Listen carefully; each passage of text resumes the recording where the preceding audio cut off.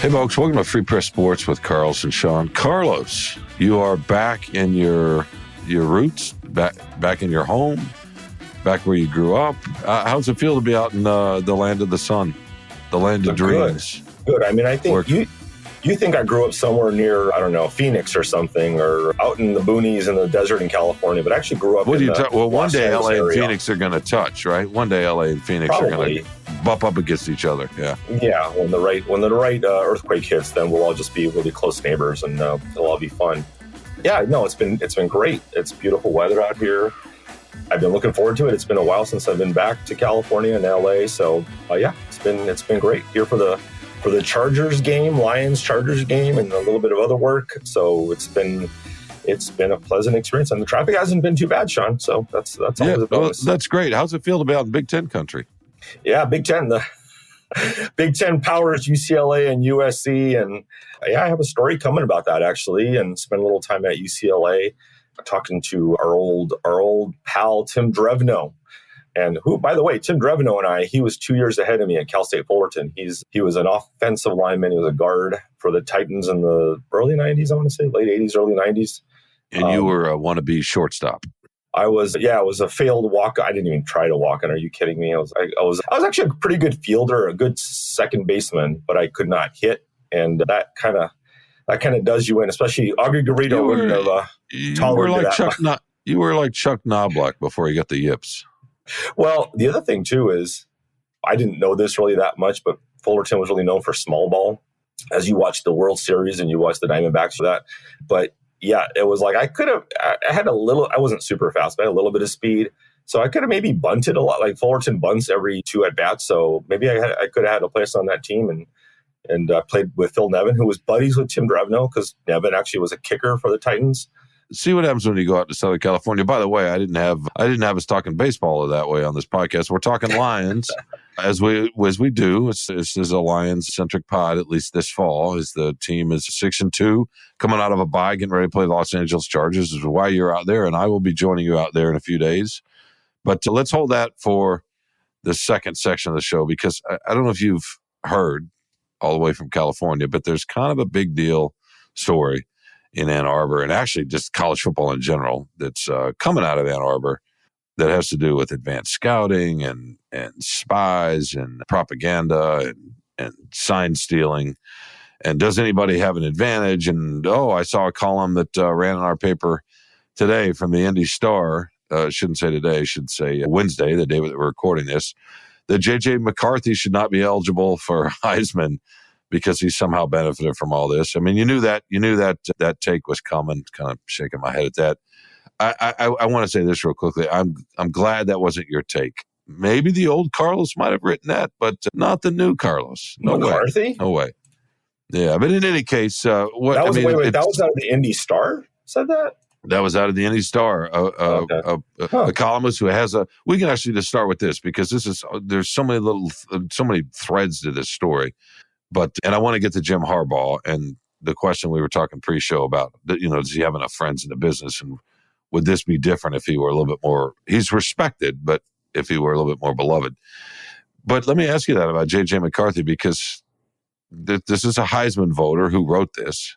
And he made the argument that Michigan's been a benefit of this sign stealing, and that J.J. McCarthy should not get a Heisman vote, because somehow his body of work is tainted, even though it's not his fault. The writer wanted to make that distinction. What's your take on that? Well, how much has been determined at this point, for sure? I mean, have they actually... Not enough. Nobody's been sanctioned, right? There's no proof of what was stolen, how it was stolen. And the one point that everybody keeps making, right, is that everybody does it. It's just when you do it illegally, when you use the improper method of attending games and in-person scouting, whatever, sign stealing and videotaping things and that kind of stuff, you can't. But if you can stand on the sideline and watch the other team and figure out their signs, there's nothing wrong with that. So nothing at this point has really been proven as far as how much Michigan has benefited from whatever Connor Stalions did.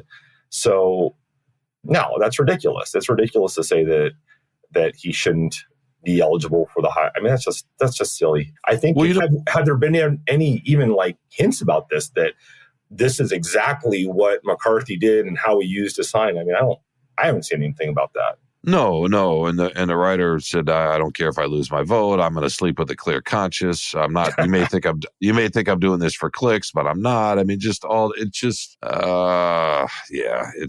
little over the top, and that's fine. A lot of this is, and I don't know, Carlos. I assume you saw the latest turn from our colleague, I guess, Larry Lage, who broke a story in the AP that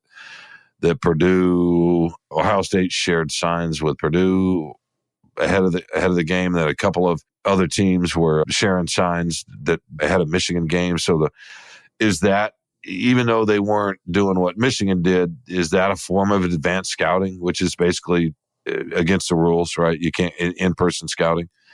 In other words, if you have a couple of coaches that collude's a loaded word, but if you have a couple of coaches that share information based on them playing each other, and they can see their signs across the field and then taking that, is that in effect advanced scouting?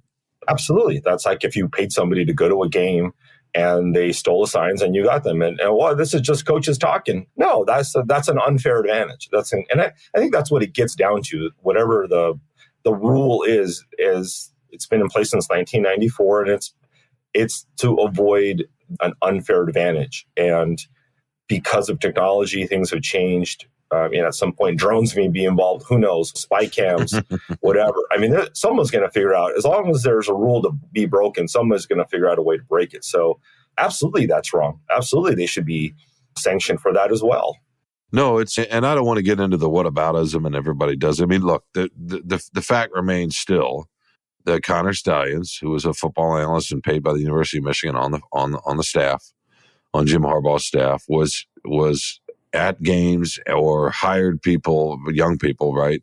I don't know about hired, maybe that's too strong a word, but had people scouting for him. So, and they were doing it in a way that's against the rules. And I think that's fairly cut and dry. How that information was used, we don't know, right? I mean, we assume that it was used, and there's photographs. I mean, Stallion was on the sidelines for Michigan games. We got to assume. I don't think it's unreasonable to assume he was passing that information along. What's not been proven at all, and I don't know that will be, is that anybody in the coaching staff knew, including Jim Harbaugh, and the NCAA or the Big Ten said that again the other day. There have been reports. There's still no link. Let me ask you this, because I was talking about this on a different podcast with Mike Elrick, our colleague at the Free Press, a terrific investigative columnist on the news side. And we had Dan Wetzel on from Yahoo Sports, who's been part of the breaking some of this at the national level. And we were sort of pausing, and I'm curious what your take is on this. Is it possible that Connor Stalions, which is really, really good at deciphering signs and decoding and figuring out what the signs and correlating the play to the sign and coming up with some kind of algorithm or whatever, spreadsheet type system, and then giving that to the staff? And is it possible that he knew, I mean, right? Because he was asked by some of the young guys he was hiring to do this, to do the advanced scouting. He knew it was against the rules. Is it possible that he was getting a lot of really good feedback saying, oh my God, this is amazing what you're bringing us.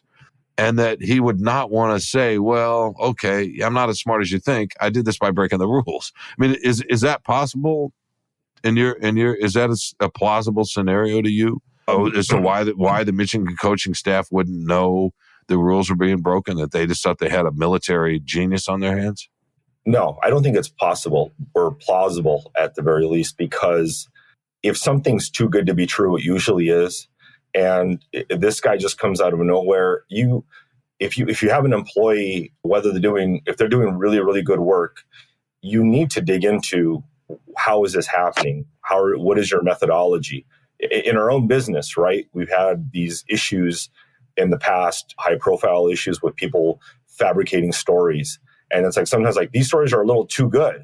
How did you, and there's many cases of these situations. But anytime this happens, I think that you need to vet that process and what happened. And if they wanted to conveniently have plausible deniability by let's just not ask too many questions here. Wow, thanks for all this information. I think that's where they do deserve punishment, because ignorance can't be a defense here. The punishment has to be a check against this, saying, well, so you can have a fall guy, basically, someone in the program that's going to take the fall. Well, I was the person who hired Carlos Sanyans, Coach Harbaugh. Nobody else knew about this. It was just me. Then what? That coach and that program needs to be sanctioned because you need to have a tighter leash on this kind of activity. Otherwise, it's going to keep going on in other facets of the program. So you need to be accountable. Accountability is what this is all about. Well, no, for sure. But I think there are a couple of things that can both be true at the same time. And there's some nuance involved here. And the newspaper example is a really good example, actually.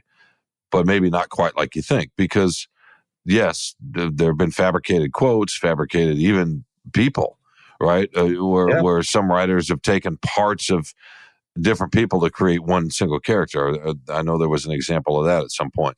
But you know what's common in all these? All those stories got published, and most of those stories were in most of these cases the writer behind all of this was lauded for how good they were at their job, sure. And it got published, and it wasn't until after the fact. So in other words, they got published because the editors didn't know. Now the organization is responsible. The news organization that let that happen is absolutely responsible, just like Michigan football is. But they didn't know, or they wouldn't have published it. And that's why it makes me think it's absolutely possible that Stalions, why would he want to say, I broke rules to do this? What good would, I mean, there's some logic there. What good would that do him? If he's that ambitious, why would he want to say, well, I'm not as good as you think I am. I'm getting this illegally, right? I will say this. Although the coaches might have known, I'm sorry, Carlos, the coaches might have known, but there's logic that they might not have. That's a great analogy there, and I think that's possibly true. However, to me, if something like this happens, I think you need to come forward with this. And I don't know what the timeline was of how many games we don't know that how many games he went to. I'm not even sure how many years maybe it may have extended over, but you need to 2+ years. That's a long time. And to me, and maybe this is just optics, but I think that when something like this happens and you really feel like, whoa, we were duped by this guy. We asked him, how did you? And he gave us a credible story of how he had this information with his military background. And he showed us some of the examples of how he did it. Like, oh, okay, I guess that's plausible. I would come forward right away. I'd get in front of the story and say, hey, we were duped by this guy. I'd fire him immediately. I mean, they suspended him with pay for the first week or so, whatever, when this thing came out. They're like, they seemed just confused by this or whatever.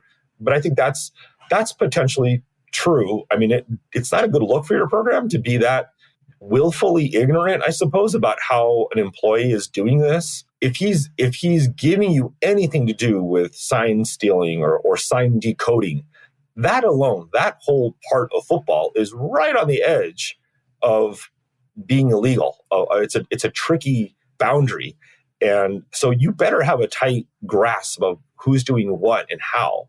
And maybe, and that's what we don't know, is maybe this guy was giving some signs that it didn't work. Maybe he wasn't as good at his job as maybe people just assume. Michigan's done a lot of winning. It was all because Connor Stalions decoded every single sign from every other team, and that's why they've won some over since 2020. They turned it around but we don't know. Like maybe he gave them a lot of bad signs, or wasn't good, or was inconsistent.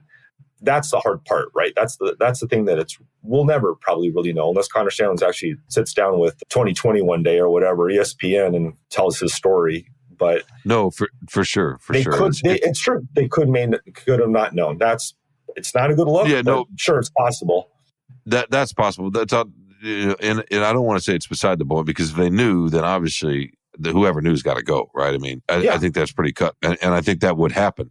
But if they didn't know, who cares about who's got to go? It's like unless they prove Harbaugh has to go. If Harbaugh knew about this whole operation, he'd be out. I mean, coordinator and all that. But Harbaugh does need to Harbaugh needs to be sanctioned in some way. Well, no, for sure. But if he didn't know, then it's what the NCAA talks about in terms of institutional control, and you should know, or at least you're responsible for it, and that sort of thing. And there is going to be some kind of consequence at some point. The question of what's become a mess is that the Big Ten commissioner was on a Zoom call or phone call or whatever with all the coaches and athletic directors at some point, and they all want Michigan to get hit.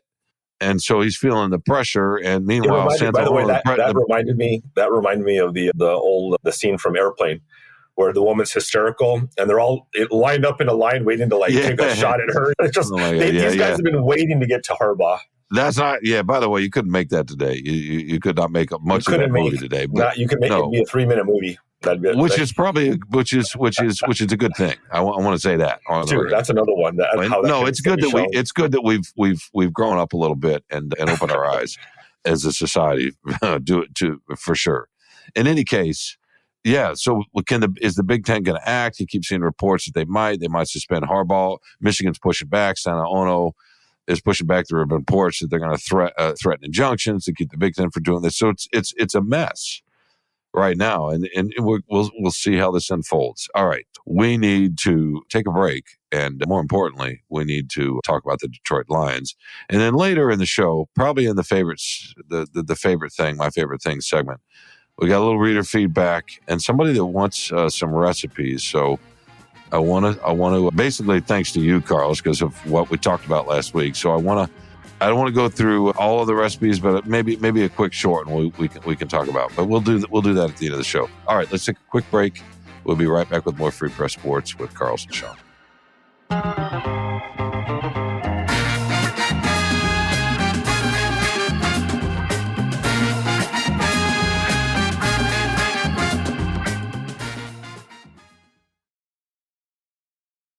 Welcome back to Free Press Sports with Carlos and Sean. All right, it's time to look. The Michigan story has dominated everything, but the Lions are still the story. And they had a bye week, so it dipped a little bit, but not the interest. They're still 6-2. The second half of their season, I guess it's not technically because it's only 8 games. And this is the problem with an odd number on the schedule now, right? With 17. You can't break it down into the way we do it. Quarter of the season, half. At halftime of the Chargers game, it'll be midway through the season. Yeah, I like that. That's a nice way. That's a nice way to put it. So where are we with our Lions? You wrote a good column. I think it was your weekly. Is it Road to the Playoffs? Yeah. No, yes. Road to the Playoffs column. You wrote a good column. Thanks for reading. Kind of comparing some of the things Dan Campbell was saying this past week. Actually, I shouldn't say this past week. This week, kind of looking ahead, looking back at the first more or less half of the season, and what he thinks of his team and what they need to work on. And you compared that, which was really clever, with some quotes from a year ago at this time, and wanted to point out the differences in the tone and the message and what he was worried about. I don't know, what were they, 2-6 at this point last year? I don't think they ever got to 1-7. They were 2-4, I think it was. 2-4. Well, that's not quite. Their bye came earlier last year. Oh, so you were doing it at the bye, not at the halfway. Okay, so you're not a math guy anyway. But anyway, so what do you think they need to? What kind of team do we have now that you had a little bit of time? And by we, I mean Michigan, the state of Michigan, not the university. What kind of team, and where do they need to get better in any areas of concern? Yeah, I mean, as I pointed out, it's all nitpicking, really. I mean, there's really not that much that they need to do. I mean, you can always, and no one, if you're a fan, you're never going to be happy with your team. It doesn't matter. It's always going to be something. And yeah, I mean, there needs to be, I mean, Campbell talked about red zone efficiency, and I think you talked about third quarter. They're being outscored in the third quarter. I think you mentioned third downs and takeaway ratio. You're talking about nitty-gritty stuff. If you talk to somebody who's not a big football person about these things, are like, what do these things mean? When they're situational issues or whatever, that yeah, you want them to be, you always want to be perfect, right? They always talk about they strive to be perfect, and you're not going to get there, but you got to try. But they've got top 10 offense and defense. They're humming right now. Their running backs are coming. David Montgomery should be back this week. Jahmyr Gibbs looked really good when he got his first extended action the last game. So Jared Goff's playing well. Amon-Ra St. Brown, I'm sure, is probably going to be better. He's healing up. So the offensive line is a little bit banged up still, but this is a very strong team. The thing my complaint or my thing was, at the trade deadline, as I wrote about, was I think they needed to get a receiver. I think that's where they are going to potentially be hurting. if St. Brown is hurt or hobbled or whatever, they're low on really a lot of options, especially on the outside. And they listen to you, right? They listen to you. Yeah, they listened to me and got Donovan Peoples-Jones. Yeah, that's right. That was exactly what they needed. And it's just going to be but that may not happen. Maybe everything's fine. Maybe St. Brown's fine. But that's the one when I see them out there, they have good players, but they don't have great. Other than St. Brown, they don't have great. Laporta is very, very good, but he's also a tight end, and that's an area of concern, I think, that they should have. But there's not that much they can do about it right now. So they're going to roll with what they have, and what they have is pretty good. So they should be feeling pretty good. But this is the Chargers game is an interesting. They just won on Monday night in New York against the Jets. Got to fly all the way back across country. So a short week for them, but they're playing at home. But the Lions have, Campbell pointed it out, like 3 games in 11, 12 days, whatever it is, because you go from this to the Bears to Thanksgiving and the Packers. So it's a lot of football for them. So hopefully they got the rest in the bye, because they're not going to get a lot of it coming up for these next 3 games. So it's going to be a little bit of a test, but they should be able to do well, I think, and keep going. Yeah, do you really want to dismiss Donovan Peoples-Jones like that? Why not? He's just an average NFL receiver. Well, playing with a kind of a mess of an offense this year in Cleveland, right? And Deshaun Watson's really, really struggled. Last year, when he had a little bit better quarterback play, he had 61 receptions for 839 yards. That's an average yard per catch of 13.8 yards. So that's actually not too bad at all. That's a number that can help. Yeah, it is. It is, and he's got some size on him. He's a little bit bigger than anybody they have right now. And I think they're hoping he might help in the red zone. And he's got good hands, and he's not a burner, but he's got decent speed. He's got some ability to make some tough catches. I think that they want that too. We'll see. But he's shown that he can be a good receiver. He's not a great player, but he can be a good receiver, and that's kind of what you want. You're not going to go out and get a great receiver. It's hard to do that at the deadline. So I thought you'd be a little bit more in tune with what that move was. They needed a front. I mean, what they've needed and what they were hoping, right, was for Jameson Williams to be that receiver this year. And that's not going to happen. He just needs more time to develop, if he's ever going to develop, to be that receiver for them. And so you are counting on something that you don't have. So go get it.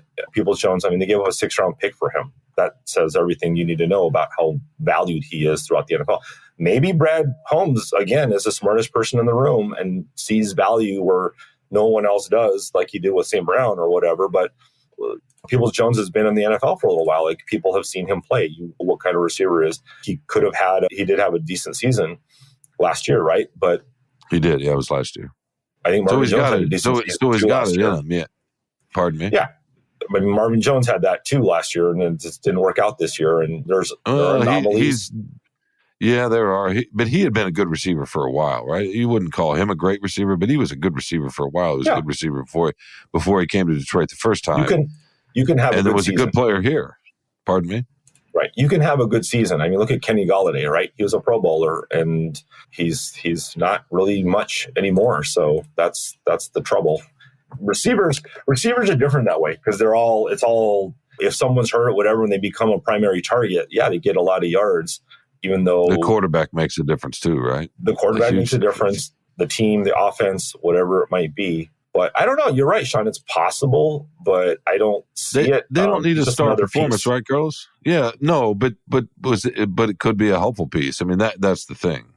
Could it help out a little bit? Even if it's just a couple of catches a game, or a catch a game, or the right catch, or a catch on a 3rd down conversion late in the 4th quarter, whatever. And he makes a play here or there. I think that's what they're not looking for, somebody to build the offense around. They're looking for somebody to contribute and help make a winning play here or there. And we'll see. But I like that they listen to you. In fact, I'm pretty sure that's why they made that move. Oh, yeah, I'm sure they were looking. Yeah, is Carlos okay with this? I think Brad texted me. I was like, all right, fine. The other thing that's interesting about the Lions too is, okay, now that we're just coming off their bye, they had their break, they got to 6-2. Back in August, obviously 6-2. Most of these fans would have taken 6-2 in a second, and we're kind of hoping for that. They were fingers crossed that what we saw last year from the team at the end of the season was going to carry over, and that's what they were building towards, and that's more or less happened. They had that. I think after that Tampa game, before the Baltimore game, there was a sense of, oh my, might they be Super Bowl contenders? Might they be right? So where are you now with this? Where are you with the expectation and the perception? And has that changed from before the season started? Are they right where they need to be? Do we still think, well, they need to win the division and maybe try to win a playoff game and that's a success? Or do they need to contend for the whole thing? Well, I wrote that last week. What is their, I guess, the minimum that they need to do to have a, air quotes, successful season? And the way I define it is you gotta win the division and you gotta win a game. You gotta win a home playoff game. They've just come, they're tracking in that direction. They've done pretty much as much as they can do to this point. So yeah, I mean, they haven't had a division championship in 30 years or a playoff win in 30 years. So having winning the division means you're going to get a home playoff game, right? And then you're having a home playoff game. You better not lose to the Vikings at home in your first home playoff game at Ford Field ever. So if either one of those things don't happen, I think they could, if they somehow didn't win the division and were the wild card and went on the road and won the playoff game, I think people would forgive not winning the division. They wouldn't like it. But what would happen is at the end of the year, somehow something really bad would have to happen for them to not win the division. They'd have to just somehow face plant or implode, or something really bad would have to happen. So people would be really unhappy that they blew their chance at the division title. And then if they win the wild card game, then okay, it's better, and then they get closer, and who knows. But I think they need to win the division and then win that home playoff game. After that, then they have to maybe win another. It depends on who they play or whatever. But then can they get to the wild card, to the NFC Championship game? I think people would be disappointed if they don't. But I think people would be still kind of happy that, hey, they won. They played 2 playoff games. They won 1 at home. People would go insane. So I think that's what people expect right now. They are good enough to get to the Super Bowl. Of course, they're good enough. If nothing else weird happens to them, like if it breaks the right way, and it's matchup dependent a lot of times for sure in the playoffs. Yeah. Well, let me ask you this: so you're talking about okay, would it really take them imploding or face planting to lose the division? Because let me just throw this scenario out: the Vikings are 5-4. And have some good players. I mean, they have a fair amount of good players on that team, right? And I know they lost Kirk Cousins. A former Lion is leading them now from the practice squad, Mr. Dobbs, right? So who had kind of a magical performance to help them beat, I can't remember who they beat Sunday. Atlanta. Sit there and watch the highlights. So take that with yeah. So, they're on the road, Atlanta's whatever. But they're 5-4. The Lions going to L.A., so I assume the Vikings hadn't had the break because they played 9 games. The Lions going to L.A. against the Chargers and faced one of the best quarterbacks they faced this year. I mean, obviously they played Mahomes and Lamar Jackson. Those are the top 2, but he'll be the third best for sure. And that's on the road. I know it's not a great home field advantage at SoFi Stadium, but still, the point is that's not a gimme game. No. What we're going to Sunday, it's not a gimme game at all. I think the Chargers are a solid team with some talent and a really good quarterback. So let's say they lose in a fourth quarter game. Not a faceplant, but just a tough road game against an okay team. Then they're 6-3 and the Vikings are 5-4. So, and then you got 8 games left. I mean, I don't know when Minnesota's bye is. I don't know if they play. So let's just say though, they don't have a bye for 3. They'll play the Saints this weekend on Sunday. Okay, so if they win that and they're 6-4 and the Lions are 6-3 and they're a game back in the loss column. I mean, with 8 games left for the Lions and 7 for the Vikings, would it really take a faceplant at that point if they're just a game up? Right now, you know what I mean? If how these games are lost, right, Carlos? I mean, think about all the ways they lost tough games last year. Is it faceplanting to lose a last-second field goal or a drive or whatever? I mean, I don't know. I mean, I'm curious what you think, because here the Vikings are kind of there in a weird way. The Lions have I think 4th easiest strength of schedule the rest of the way. The Vikings are right in the middle of the NFL, like 16th. But the faceplant would be that you lose to the Chargers, who are 4-4 right now. They look like an awful team. They've gotten a little bit better. but they're not a good team by any definition. They're okay. They're keeping it going, I guess, but there's a pretty good chance that Brandon Staley's probably going to get fired after the year. The Lions have not a tough schedule. The Bears twice, the Packers, the Broncos, Cowboys. They do have the Cowboys. But if somehow you let this happen, the last 9 games of the year, you let Joshua Dobbs take you down, that's just not good. That's not acceptable. You can't let that happen.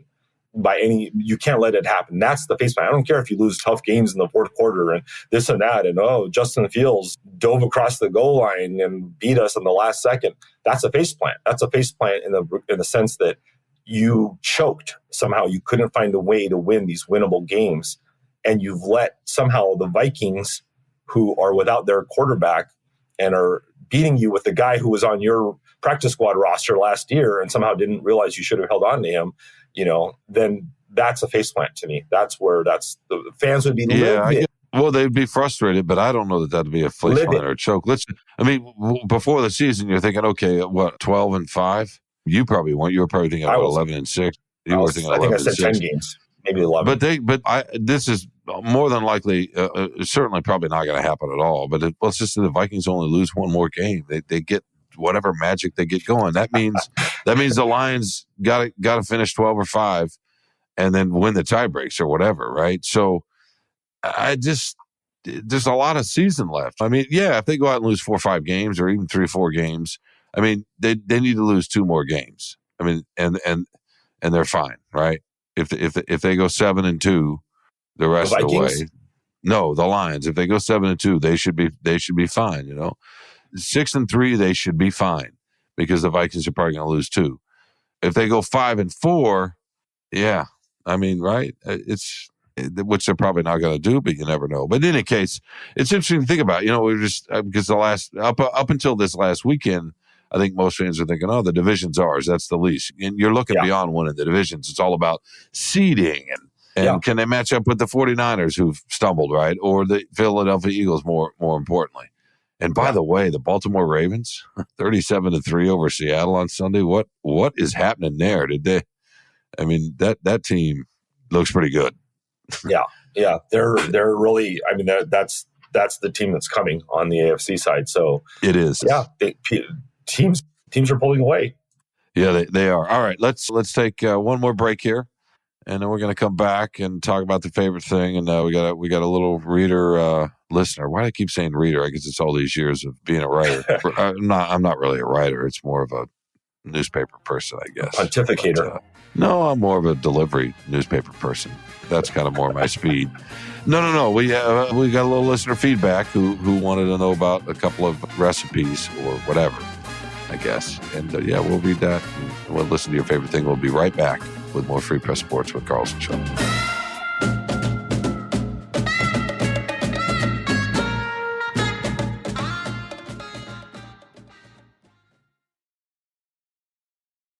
Welcome back to Free Press Sports with Carlson. Sean, Carlson, it's that time of the show. It's your favorite thing. We're going to add a little bit of reader feedback here in a sec, but I want to hear what your favorite thing is, and I hope it has something to do with California.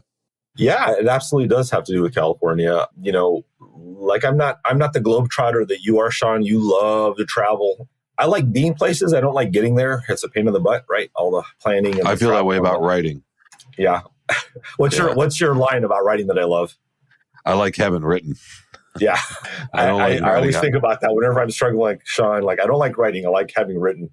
And I like getting there and not going there. But it was fun to really think about the week and planning it out and thinking about, we are planning to go to Disneyland and haven't been there for a while. I used to, as a kid, we used to go, we lived probably 30 minutes from Disneyland. So we used to go every year, at least once. And it was fond memories. But my sister and my brother-in-law, my brother didn't grow up anywhere near any Disney park, but he loves Disneyland too. So they took and it's just a place but it's beyond that, just the other stuff, seeing some friends and going to dinner. We're staying in Santa Monica by the beach. So it's really nice here.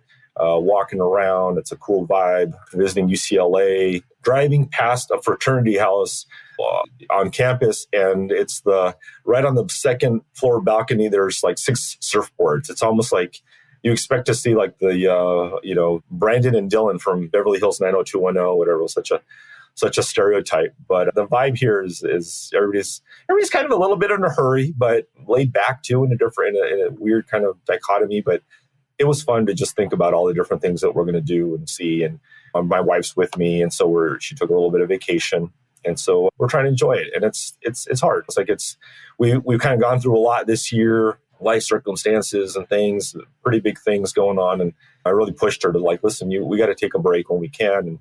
And even though I'm working, Kirk's probably listening to this. I'm working really hard, Kirk. I don't have any time for any fun stuff. So I'm just going to be working hard. But if I did have a little bit of free time, that's what I would do, is enjoy it and come back to my old familiar haunts. So that was my favorite thing this week, Sean. Some nostalgia. Yeah. Yeah. I like that.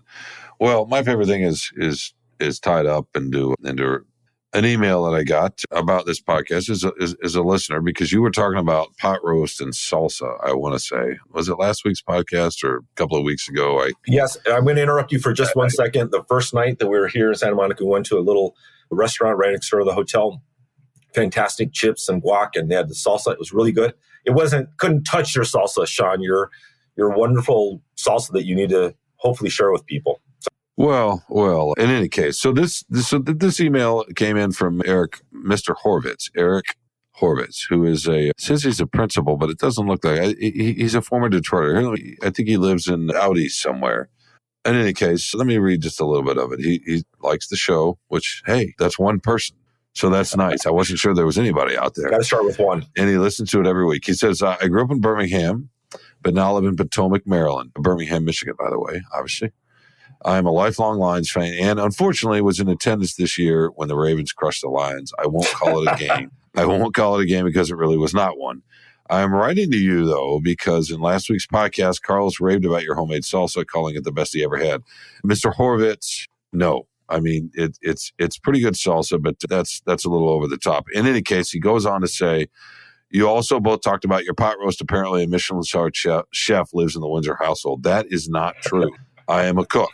I am not a chef, and I've always made that distinction. Just like what's the difference? I'm a journalist and not a writer. And both things, and the difference of both things to me is a degree of creativity, and how you see things. Chefs are creative. Cooks are. It's like a tradesperson, right? And there's no shame in that at all. I was a short order cook for a long time, and I took a lot of pride in that. But I'm not a chef.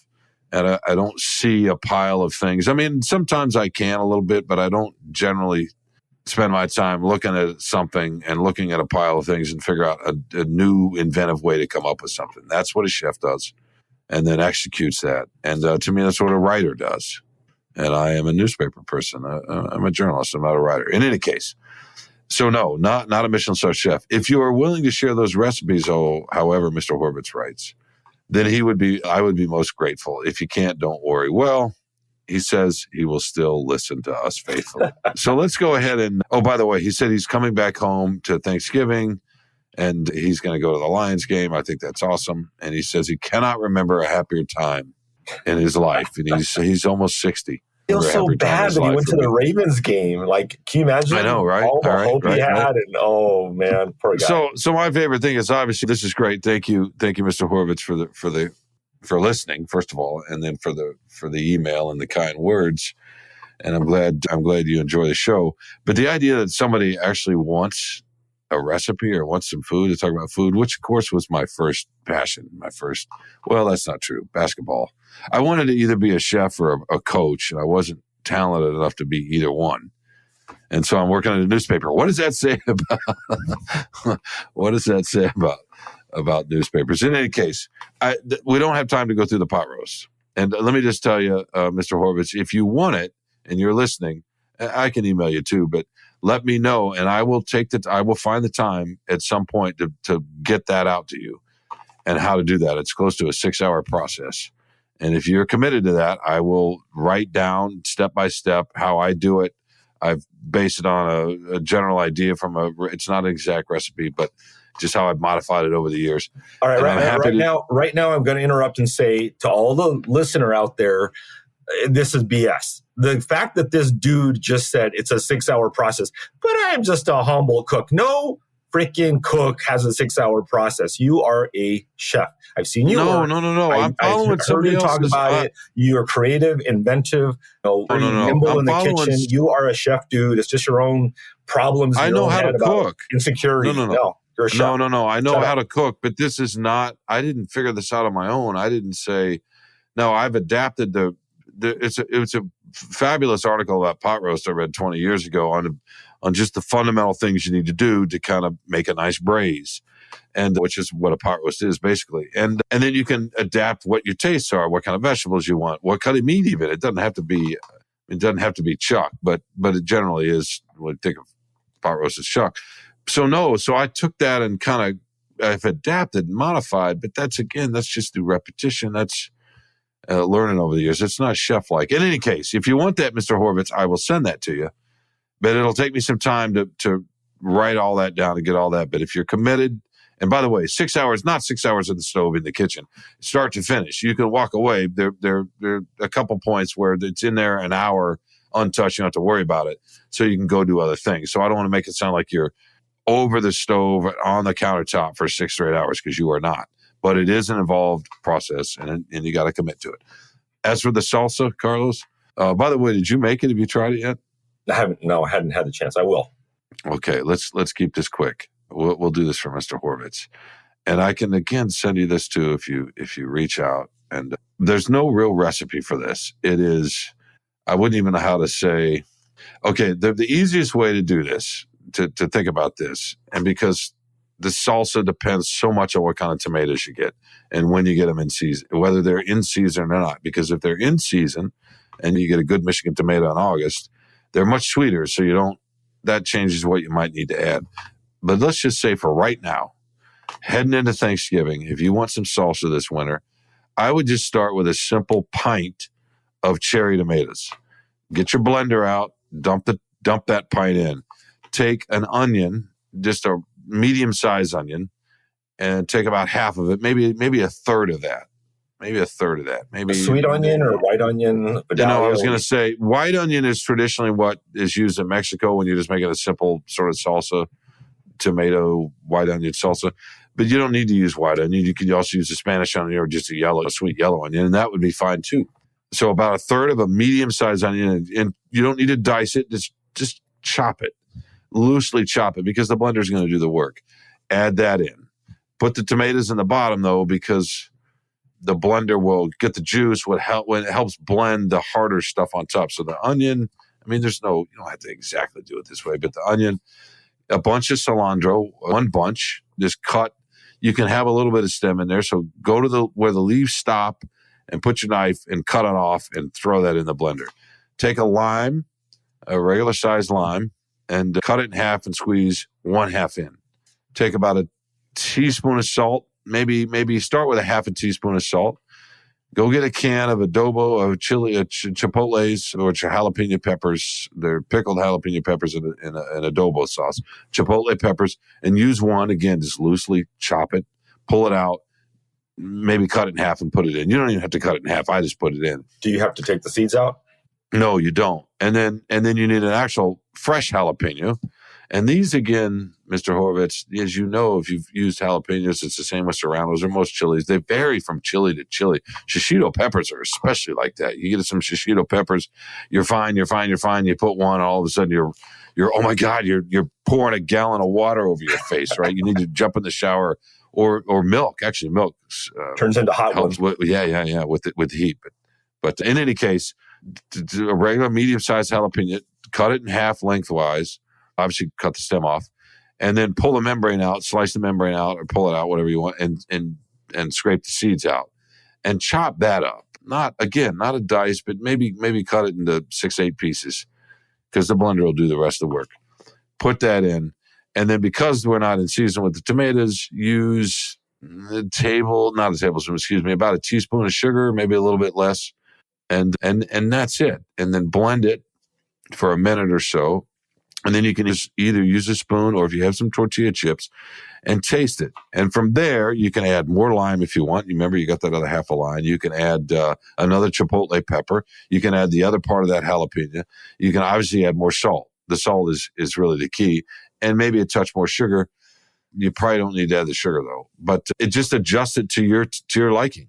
The salt is the big one. I always start out with a little less and then add. And the lime, because it's hard to take the acid back if you had too much lime in the beginning. And that's it. And there you go. It's really simple. I hope that helps.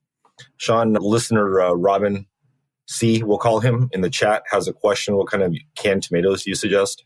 I would not use canned tomatoes. I mean, I love canned tomatoes, but that's for, I mean, I guess you could, but the canned tomatoes have a viscosity that it's going to, it's almost like tomato sauce. And I just don't, it would be like tomato sauce if you put it in a blender.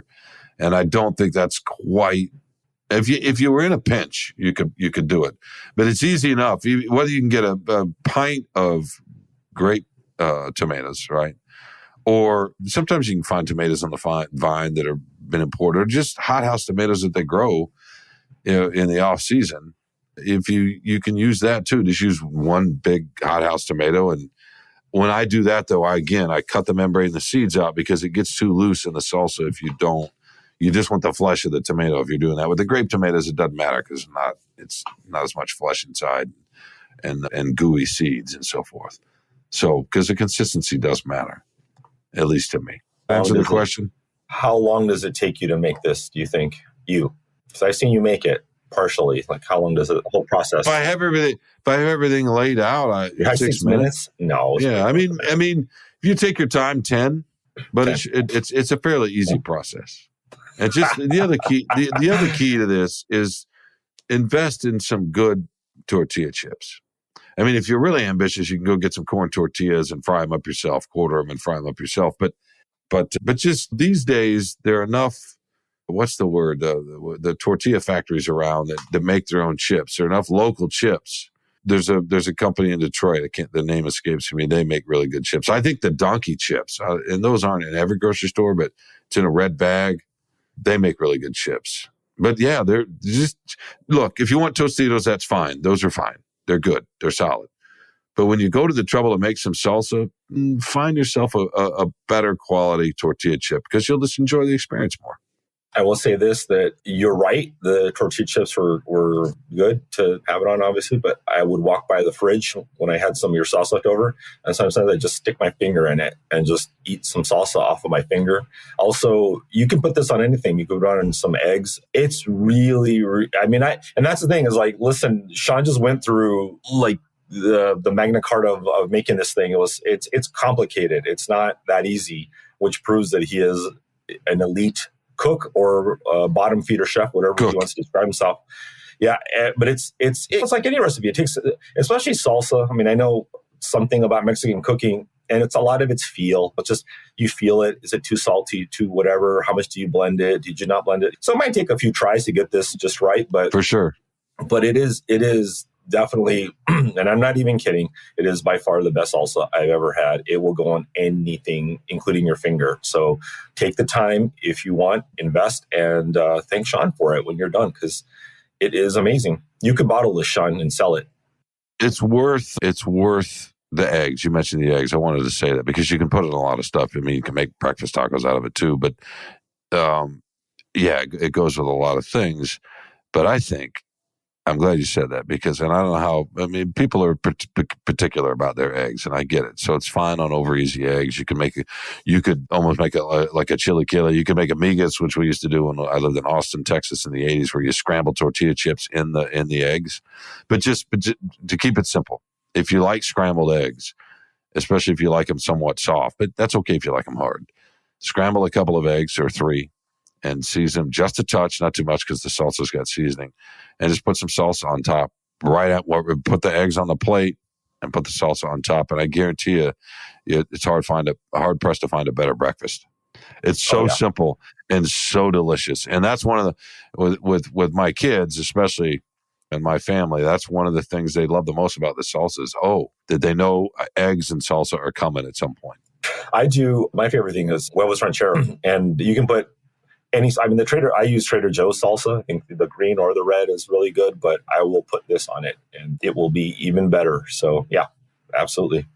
Yeah, I love huevos rancheros too. And by the way, maybe when it warms up a little bit or down the road, because I have another salsa, Carlos, I have a few others that I like to make, and one is a tomatilla salsa where I char the tomatillos and the onions and the peppers and make it that way. And then in the summer, it's great. You can make really simple, almost like more of a pico, but you could call it a salsa too, and you can use whatever fruit you want. Yeah, I like doing mango, pineapple. That's very 90s. But it's still delicious. And then that you can spoon over whatever grilled meats or fish or chicken or in any case. All right. This has been a little bit longer, my favorite thing. Sorry about that. But again, appreciate the feedback. I know we don't always return the emails, but we're very grateful for your feedback, for your listenership, and just in general for sticking with us. Right, Carlos? Absolutely. Every week. We really appreciate the listenership. We do. Well, thanks, Carlos. It's good to talk to you, and I look forward to seeing you out there. And it's going to be tight. I don't think I land until 11 o'clock. Yeah, so unfortunately, LAX and SoFi are, pretty close, not quite right next to each other, but they're awfully close to each other. Yeah. So hopefully I'll be there by kickoff. If I'm not, it'll be in good hands. It'll be in good hands with you and Dave Burkett. Yeah, right? And we'll hang out at the Peach Pit after the game together. So, that we're gonna if you're up for it, we're gonna go to Philippe's in downtown LA. No! Don't start this again. You promised me all this stuff last time, and you just face planted. You don't want to go get the best French roast beef sandwich? No, because you were going to do it last time, and then you punked out. It's old LA. It is old great. LA, and it's old great. Sean who totally just snookered me. And I said, well, let's go to Frank and Musso's after the game, and you're like, no, I'm too tired. So no. No, I'm going to try to do this, even though it's an early flight. I'm going to be coming from Pennsylvania, so it's going to be kind of ridiculous. But in any case, all right, we want to thank some people. Carlos, who do we want to thank? Chef Robin Chan, we want to thank, the producer of this fine podcast, and executive producers Kirkland Crawford and Anjanette Delgado, her mentions are dropping. I don't know why. Something's going to have to change. But mostly our editor, Nicole Avery Nichols, who signs the checks and keeps it afloat. But mostly, Sean, who do we really need to thank? Well, the listeners. I want to thank you, but the listeners, as we just mentioned, the show's not possible without y'all. I guess Carlos and I could just talk to each other and record it, and that would be kind of weird. But not weird, but it would be, I don't know what that would be. Maybe we don't need to think about that. In any case, thank y'all for listening, spending time with us. So you can find us, obviously, wherever you find your favorite podcast. But you know that the more important thing is subscribe, rate us, let us know what you think, and keep joining us every week. All right? I think that's the most important thing. So until next week. Oh, no, actually, we'll probably be. Let me just say this: we'll probably have a Sunday night show, a shorter version of the show after the Lions game. We've been doing that this fall, so I think. We'll talk to you Sunday night. How about from Southern California? Does that sound good? From beautiful downtown Inglewood, California. Let's do it. Oh, this sounds perfect. Home of the old Showtime. All right, Carlos. I'll see you soon. And thanks, everybody, for listening.